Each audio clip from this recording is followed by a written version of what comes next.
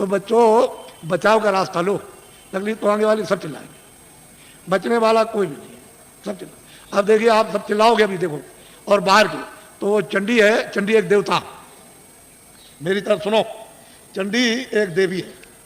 तो तुमको तो मालूम नहीं कि देवता है कि देवी है, ये तो आप कुछ जानते नहीं हो, कुछ नहीं मालूम। तो चंडी 4 सालों से निकली है, एक हाथ में तो मसाल है और दूसरे हाथ में उसके एक तलवार है, और निकली हुई है सब सारे देशों का दौरा कर रही है, मुल्कों का। तो जिस देश में जाती है वहाँ धन गायब कर देती है, ये जो भी उस देश के धन का नाम होगा वो गायब। तो वहाँ की जनता कहती है कि भाई धन किधर गया, तो जो सेठ साहूकार वो भी कहने लगते हैं कि भाई ये धन किधर चला गया। फिर वहाँ का जो शासन करते हैं, राज करते हैं, वो भी कहने लगते हैं कि भाई ये धन किधर चला गया, अब क्या किया जाए, कुछ ऐसा करना चाहिए, कुछ ऐसा। दूसरे मुल्क में जाएगी वहाँ का, तीसरे मुल्क में, सब मुल्कों में जाएगी और भारत में भी आएगी, वो छोड़ नहीं सकती भारत को भी, यहाँ भी आएगी तो यहाँ के धन को गायब कर देगी। तो यहाँ जनता कहेगी कि अरे भाई मतलब धन किधर चला गया, ये सेठ साहूकार सब लोग कहेंगे भाई धन किधर गया। वो शासन करते हैं दिल्ली में, प्रांतों में, ये भी कहेंगे भाई धन किधर चला गया, कुछ समझ में नहीं आता। ये सब मुल्कों के जब सब के सब चिल्लाने लगे और रेडियो और अखबारों पर आने लगे, अरे बच्चा तब मेरी बात को मान लेना, अभी तो सुन तो ले, तब तो तुम मानना बात को, लेकिन लिख के तो रखो कि बाबा जी आज मतलब ये 26 तारीख को आपके धार में आए और वो उन्होंने ये बात कही सबके लिए, किसी मुल्क को छोड़ा नहीं, कोई आपके जात पात, इसमें कोई हिंदू मुसलमान की बात या कोई आलोचना की बात हो तब तो एक बात हो, यहाँ तो सब मनुष्य इंसानों की बात हो रही। तो आप लोग अगर सुनोगे नहीं और बचाओ नहीं तो फिर समझ लो आप कि क्या मुसीबत आ रही है। देखना जब एकदम घटना हो जाती है तो मतलब यह है कि पानी आ जाए और लोग कोई कह करके जाए कि भाई घर का सामान छत पर रख देना ऊपर और बाल बच्चों से जानवरों से होशियार रहना, तो तुम सोचे रहे अच्छा देखा जाएगा, तब तक उधर से पानी आया, घर में घुस गया, और जब तक तुम जगे तब तक इतना हो गया, वो बच्चा सो रहा था, तुम अपनी जान लेके वो भगोगे कि बच्चे को बचाओगे, बच्चा छूट गया, सामान तो सब गए और जानवर बंधे थे मर गए। तो जो कह करके गया था तुमने उसकी बात क्यों नहीं सुनी, वो तो तुम्हारे हित की बात कर रहा था, उसका क्या हित था। अरे जो कह के गया उसका लाभ मुझे बताओ क्या था, वो तो ये देख रहा था आपको दुख होगा तो जब मैं रोएंगे चिल्लाएंगे तो मुझे भी दुख होगा, तो वो कह के गया था आपको, तो सुनना चाहिए था। सीधी सादी बात, समय बड़ा खराब आ। अच्छा अब मैं आपको अमूलक चीज़ दे दूँ, ये तो बाहर की बातें समझा दी, आपको थोड़ी सी इशारा कर दिया, लेकिन ये बात जरूर है कि घर बार तुम कभी मत छोड़ना, खेती मत छोड़ना, दुकान मत छोड़ना, दफ्तर का काम है। जो भी आदमी घर बार छोड़ के बच्चों को छोड़ के चला जाएगा काम काज और साधु हो जाएगा, उसको कभी भगवान नहीं मिलेगा, कभी भी नहीं मिल सकता। ये पहले मेरी बात को ध्यान से सुनो, अपने घर में रहो, बच्चों के बीच में रहो, इसी जगह, और 23 घंटे तुम मेहनत करो इस शरीर से, शरीर के लिए, दुकान करो, दफ्तर का काम, खेती करो, इस शरीर के लिए, भोजन कपड़ों के लिए, इसके लिए, दवा के लिए सब, और बच्चों के लिए, इसके लिए, और 1 घंटा उसमें से बचाओ अपनी जीवात्मा के धन के लिए, ताकि इसको कल्याण हो जाए, इसकी मुक्ति हो जाए, ये आवागमन से छुटकारा पा जाए, न जल में न मरे। 1 घंटा तुम नहीं बचा सकते हो और 23 घंटे इसमें तुमको लगाने को कह रहे, तुमको ये तो नहीं कह रहे कि तुम छोड़ देना कुछ, ये तो सोचो तुम। और मैं तुमको इसी मनुष्य रूप मंदिर में, इसी में जो अनमोल मनुष्य मंदिर जो दिया जिसमें जीवात्मा बंद है, उसी में मैं अभी रास्ता आपको बताता हूँ। अभी इसको कहते हैं नामदान। इसके पहले 2 चीज़ों का ध्यान रखो हमेशा कि शाकाहारी हो जाओ, जितने भी अनाज है, सब्जी है, फल है, दूध है, घी है, 100 बार खाओ। कितने बार? 100 बार। तुमको भूख लगे उससे भी ज्यादा खाना, तुमको कोई मना करने आए तब कहना। अच्छे मकान में रहो, अच्छी झोपड़ी में रहो, मना कौन करता आप, लेकिन शाकाहारी, अशुद्ध आहार मत करना। बस इतना ही बचत करनी है कि आपको अशुद्ध आहार नहीं करना, किसी आदमी का, किसी बच्चे का, किसी पशु का, किसी पंछी का अशुद्ध आहार नहीं करना, शुद्ध आहार करो आप, जिससे शुद्ध बुद्धि रहे। भाई इतना ही तो आपको बताना, क्योंकि अशुद्ध आहार से तो तरह तरह घर में झगड़ा, बाहर झगड़ा, ये झगड़ा, वो झगड़ा, ये बीमारी, वो बीमारी, वो बीमारी, वो बीमारी, वो बीमारी, वो तो फैलने वाली है। अभी बीमारी जो फैलेगी उसको तो अभी आपने देखा ही नहीं। तो असल में शाकाहारी, शुद्ध आहार। दूसरा है बीड़ी पियो, तंबाकू पियो, हुक्का। मैंने तो कभी पिया नहीं, मुझे तो मालूम है नहीं कि हुक्का, बीड़ी, तंबाकू कैसा होता, लेकिन ये बच्चे जो 18 साल 20 साल के खड़े हैं वो बीड़ी तंबाकू हुक्का नहीं पीते, कभी मत पीना। जो बच्चे नहीं पीते कभी मत पीना, खराब आदत मत डालना। जो पीते हो पी लो, आपके लिए। लेकिन बच्चों बच्चियों ऐसा कोई नशा मत करो जो तुम्हारी बुद्धि पागल हो जाए। तुमने इसको नहीं सोचा, कोई नशा मत करो किसी तरह का हो जो बुद्धि पागल हो जाए और तुम अपने घर में बच्चे बच्ची को और अड़ोस पड़ोस में बहू बेटी को पहचान न सको। ऐसा कोई नशा मत करो। और चले जा रहे हो तुम, तो सामने तुमने समझा कि जमीन बराबर, और वहां गड्ढा मिला, उसमें पैर चला गया तो पैर टूट गया और सिर लड़ गया गड्ढे में तो सिर फट गया, मर गए। ऐसा कोई न रामायण कहती है, न महात्मा कहते हैं, न कुरान कहती है, न फकीर, न मस्जिद कहती है, न मंदिर कहते हैं, न शिव जी कहते हैं, न आपको कोई और। ये कोई ओ जो कहते हो शिव जी भांग पीते थे, भांग पीते थे? भांग पीते तुमने भांग पीते हुए देखा? वो भांग नहीं थी, वो कोई और नशा था। ये झूठी बात है। जो लोग उनके नाम से भांग पीते और कहते हैं वो भांग पीते थे, भांग नहीं पीते थे। ये ऐसा देवता कभी भांग नहीं पीता, वो भांग नहीं पीते। लेकिन तुमने ये दो चीज़ों से बचो, बाकी तो कोई मैंने मना किया नहीं। मैं तो एक सीधा साधा आपका सेवक हूँ, एक आदमी हूँ, और सही सच्ची बात तुम्हारे सामने तुमको बताने आए हो। तुम नहीं जगोगे, नहीं समझोगे तो मैं इसके लिए क्या करूँगा? मैं तो अपनी बात कह के चला जाऊँगा। जब तुम उधर जाओगे और उधर जब हिसाब होगा तुम्हारा, क्योंकि वो तो सब लिखा जा रहा, आज दिन में तुमने कितना बुरा काम किया, कितना अच्छा किया, कितनों को धोखा दिया, कितनों को मारा, कितनों के साथ बेईमानी की, कितनों को पानी पिलाया, कितने बार मंदिर में पूजा की, कितनी रामायण कितनी कुरान पढ़ी, ये उधर में और कैसे कुरान पढ़ी, ये वो सब वहाँ सब लिखा हुआ। बड़ा वो आदमी भी मिलेगा जिसको तुम काट रहे हो, और जिसको मतलब है कि तुम उसको चीर रहे हो, वो सब मिलेंगे वहाँ। वो पूछेगा भाई तुम्हारे सामने कोई रामायण गीता, कोई भागवत, कोई कुरान पुराण कोई तुम्हारे सामने नहीं थे जिन्होंने महात्मा फकीरों ने नहीं बताया कि भाई अच्छा ये बुरा? तो मोहम्मद साहब से पूछा जाएगा कि भाई मतलब ये है कि तुम गए थे जमीन पर और तुमने मतलब ये नहीं बताया कि बुरा काम बद काम है? कह लगे मैंने तो इनसे सबसे कहा था कि ये बद काम है, ये नेक काम, इस बुरे काम को मत करना, अच्छे करना, लेकिन इन्होंने मेरी बात नहीं मानी। तो फिर वो भेजेगा सीधा, वहाँ हिसाब करता है, वो हिसाब करता है। तुमको दोजख और नरक मालूम नहीं है? वहाँ बड़े बड़े बादशाह पिट रहे वहाँ और जलाए जा रहे, कितने करोड़ों वर्षों तक जलाए जाएंगे और लाखों मीलों तक आवाज़ आती है और कोई सुनने वाला नहीं, कहीं ना उनका धन दौलत जाता, ना तलवार जाती उनकी। ये झूठा, तुम इसके लिए मर गए और चले गए हमेशा। तो इसलिए तुम लोग इस पर विचार करो। तपस्या करने से यानी माया लुभाती है कि तुम ये ले लो धन, ये राज ले लो, तो अगर तुम लुभा गए तो राज मिल गया, और राज का जब भोगा भोगा तो सीधा नरक हो गए। जब ये कहोगे हमको राज नहीं चाहिए, धन दौलत नहीं, तो भगवान मिलता इसी शरीर में। मरने के पहले मीरा ने मरने के पहले प्रभु को प्राप्त किया। आपको क्या मालूम कैसे पाया? तुलसीदास जी ने पहले ही वो 25 साल के अंदर प्रभु को प्राप्त कर लिया। आपको क्या मालूम कैसे पाया?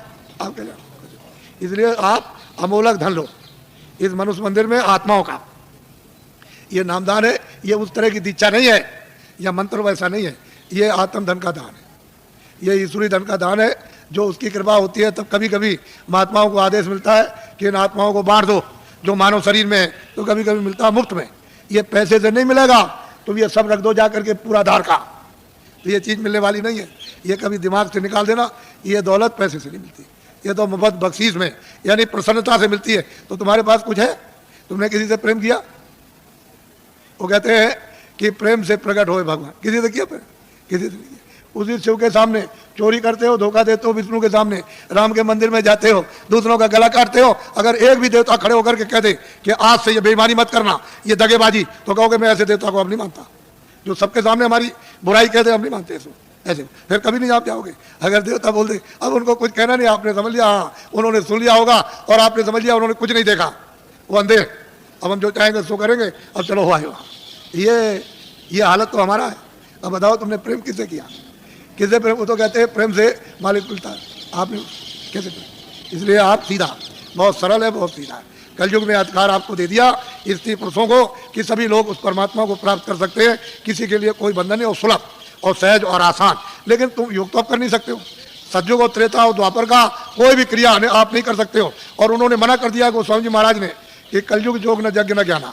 कहते हैं कलयुग में कोई योग मत करना, न यज्ञ करना, और ना आपको ज्ञान होगा। कलयुग में तो कहते हैं कि नाम आधारा, और नाम कौन सा वो मैं बताऊंगा आपको, अभी आपको बताता हूँ। तो आप लोग, आप सब खड़े रहना, बैठना कोई नहीं, खड़े खड़े बताऊंगा आपको और खड़े खड़े करवाऊंगा, घबराइए नहीं। जो भगवान का नाम बोलूँ सब लोग एक साथ एक आवाज़ में बोलना, और सब लोग बोलेंगे जो बैठे खड़े, शुद्ध बोलना, शुद्ध, अशुद्ध मत बोलना, शुद्ध बोलना। जो नाम मैं बोलता जाऊँ आप बोलते जाना, जब मैं अंत में चुप हो जाऊँगा तो आप लोग चुप हो जाना। अशुद्ध मत बोलना, शुद्ध कर लेना। मान लो अशुद्ध बोल दो तो फिर शुद्ध कर लेना दोबारा। इसलिए जो नाम बोलते जाना, जब मैं चुप हो जाऊँगा तो आप चुप हो जाना। बोलो जय गुरुदेव। लेकिन थोड़ा सत्संग मिलना चाहिए, तो जरा ठहर जाओ। अभी मथुरा में एक बड़ा कार्यक्रम होने जाना, यही दिसंबर में, यानी कार्तिक के बाद जो अगहन लगेगा, तो 15 दिसंबर से 21 दिसंबर तक 7 दिन का एक कार्यक्रम होने जा रहा। और उसमें यही साधना और यही मतलब अनुभव होता है। वहाँ सत्संग भी मिलेगा और साधन भी और ध्यान भी, सब करोगे आप। और उस समय पर आप अच्छी तरह से कर सकते हो, क्योंकि वो वातावरण ऐसा होगा। फिर एक दूसरा कार्यक्रम इधर पूरब में रखा, यानी हिंदुस्तान के तीर्थों के राजा प्रयागराज इलाहाबाद में त्रिवेणी संगम। तो त्रिवेणी संगम पर 25 फरवरी से, ये तो 96 में मथुरा का, और वो इलाहाबाद का 97 में, 25 फरवरी से 6 मार्च तक 97 में 10 दिन का होने जा रहा बड़ा कार्यक्रम। और वो महामानव कुंभ, यानी माघ मेले के बाद महामानव कुंभ आपको दिखाई देगा। और वो 10 दिन, यानी 7 मार्च को शिवरात्रि है, वो एक दिन पहले ही समापन हो जाएगा, 10 दिन का होगा। आप जरा इसको लिख लेना। और ये जो आपने 5 नाम, 5 रूप, 5 स्थान हर एक के बाजे, ये जो आप लिखाओगे, लिखा हुआ ले लोगे, ये तो यहाँ के लोग आपको दे देंगे। अगर कम पड़े तो आप जल्दी लिख लेना। फिर दूसरी बात यह है कि थोड़ा सा पता भी दे दिया करो, कि कभी कोई पूछा जाती हो कि साधन भजन करते हो कि नहीं करते। ये ऐसे गए लेकर के ताक में रख दिया, किसी ने आकर के कभी मिले पूछा तो कहा कि भाई भजन तुमने ध्यान किया था, कह लगे हमने नहीं किया, तो मैं भूल गया सब। तो तुम्हारा समय सब बेकार चला गया। तुमको तो दिया था काम के लिए कि भाई तुम जल्दी से अपना काम करो, अपनी जीवात्मा को जगाओ, तो तुमने ताक में रख दिया, वो सोती रह गई। तो बताओ इससे, इस काम में तुम्हें मिलेगा क्या? इससे ना कुछ मिला ना कुछ मिलेगा, और इस काम से खाली जाओगे। अगर तुमको कुछ करना है तो इसी समय के अंदर थोड़ा 1 घंटा समय निकाल कर अपना आत्मधन जमा कर लो, यही तुम्हारे काम आएगा। जब कोई रक्षा नहीं करेगा उस पीड़ा में, उस दर्द में, और 84 नरकों से अगर बचना चाहते हो तो धन जमा करो जल्दी से। ये बहुत सुलभ है, इसमें शरीर पर कोई कष्ट नहीं, बस मन की घेराघारी थोड़ी करनी है कि कहीं उतने समय के लिए न जाए, ये थोड़ा सा रुक जाए, कानों के साथ आके भाई इतना ही काम करना। इसमें शरीर का कोई कष्ट नहीं, और करो कैसे भी, लेट के बैठ के, जंगल में करो, घर में करो, कुर्सी में करो, लेकिन उसका तरीका तो सीख लो। थोड़ा सत्संग मिलेगा तो जल्दी सीख जाओगे, और नहीं मिलेगा, अभी तक तो आपको ये बातें मालूम नहीं थी, ये तो आपको नई बातें आज मालूम हुई। आपके लिए तो नई है, लेकिन ये सनातन है।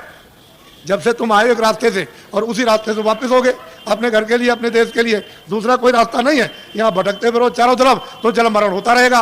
84 जाओ, नरकों में जाओ, जल वो मरो, और जो किया उसका भोग भोगो। और कभी मनुष्य शरीर मिलेगा तो फिर तुमने वही काम किया और फिर चले गए आप फिर 84 नरकों में। तो ये ऐसे ही चलते रहोगे, ऐसे जन्म मरो जन्म मरो, तुमको कहीं स्थिरता नहीं मिलेगी। स्थिरता वापस जाने पर, जब ये भजन करोगे, नाम डोरी को पकड़ लोगे, चढ़ चलोगे ऊपर। वो तो ऊपर खुले हुए मैदान है, और वहाँ तो अंधेरा कभी है नहीं, न कभी अंधेरा होता हो तो प्रकाश ही प्रकाश, रोशनी रोशनी। जरा सा आँख के ऊपर उठे कि बस प्रकाश ही प्रकाश है, अंधेरे का नाम नहीं, वहाँ कभी अंधेरा होता ही नहीं।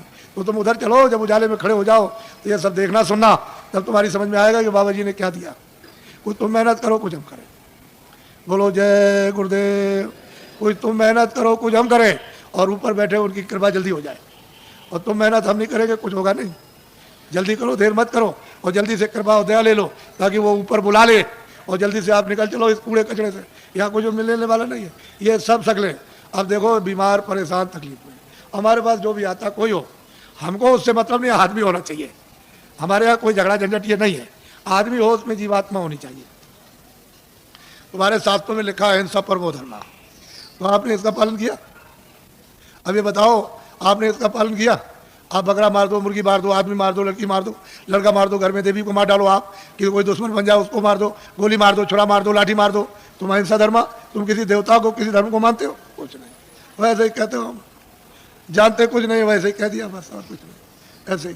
तो इसको समझ लो अच्छी तरह से समझ लीजिए आप मोटी बात को। बोलो जय गुरुदेव, जोर से बोलो जय गुरुदेव। जय गुरुदेव नाम किसका? अब ये इनको दे देना बच्चा, इनको नोट करा दो, और कुछ लोग जल्दी मिल जाए तो इनका पता भी नोट कर लेना। और कभी कभी इनसे पूछते रहना, यहाँ जो रहते हो उनको, कि भाई भजन करते हो कि नहीं। तुमसे जब पूछेंगे भजन के लिए कि बोलो भजन किया कि नहीं किया, तुमने ध्यान किया, स्मरण किया कि नहीं किया, और तुमको मिला तब तो तुम करोगे ही। तुम जरा सा जितने दिन बताया उतने दिन कर लो पहले, बात की बात बाद में सोचना। हर रोज तुम महीने 2 महीने समय दो, नागा मत करना, तब तुम देखोगे तुमको क्या मिलता। तुम एक दिन भी नहीं बैठो तो मैं क्या करूँगा? मैं तो दरवाजे पर आकर काम करूँगा। तो अंदर तुम्हारा घाट है, तो जीवात्माओं का घाट अंदर, वहाँ बैठोगे तब तो काम करूँगा। और तुम बाहर फैले रहोगे तो कैसे काम होगा? तो बाहर से मोड़ूंगा कि भाई बात इधर से लगो, अंदर चलो। अंदर तो खुला हुआ, खुले हुए लोग, उधर स्वर्ग भी है, बैकुंठ भी, बड़े बड़े लोग हैं, उधर ब्रह्मांड भी है, उधर ब्रह्मा भी मिलेंगे, विष्णु भी मिलेंगे, शिव भी मिलेंगे, देवी देवता भी मिलेगी, ईश्वर, उधर बड़े बड़े अनेकों लोग, अनेकों ब्रह्मांड अनगिनते। लेकिन रास्ते से चलो तब मिलेगा, कैसे मिल जाएगा? बोलो जय गुरुदेव। अब देखो, जितनी तकलीफ आपको हमको सब मालूम है, हम किसी के सिर पर हाथ रख देते हैं तो अपने को फौरन पता चलता है, ऐसे रखकर बस इतना ही रख दिया, मालूम हो गया कि तुमको कितने प्रकार की तकलीफें हैं, और यह भी पता चल जाता है कि तुमने क्या अपराध किया। हमने तो आपसे कुछ कहा नहीं, हमने कोई घृणा तो की नहीं या कोई नफरत की हो आपसे, तो आपको तो ये सोचना चाहिए था। हम तो आपकी भलाई के लिए सोचते हैं, कुछ तकलीफ चली जाए, 1 पैसे 2 पैसे, कुछ बीमारी चली जाए, कुछ परेशानी चली जाए, कुछ ये झगड़ा झंझट चला जाए, 1 पैसे 2 पैसे, 1 आने 2 आने, तो तुम कुछ वो भी नहीं लेना चाहते हो, तो फिर आत्म कल्याण क्या करोगे? कुछ नहीं कर पाओगे। तो अब महात्माओं के पास तो बहुत कुछ होता, तुम्हें लेने नहीं आता, और दे दे तो तुम रख नहीं सकते, तो फेंक दोगे। तुमको अभी क्या मालूम, कुछ नहीं। लो भाई जल्दी से, अब बता दिया, आप कुछ नहीं बताना। ले उनको कागज बांटो और जल्दी से उनको बांट के समाप्त करो। अच्छा लेन में बैठ जाओ, लेन में बैठो, अब लेन में कागज बढ़ जाएगा, कागज ले लेना, कतार लगा लो लेन में, अभी मैं सबसे मिलूंगा, आपको घबराने की जरूरत नहीं।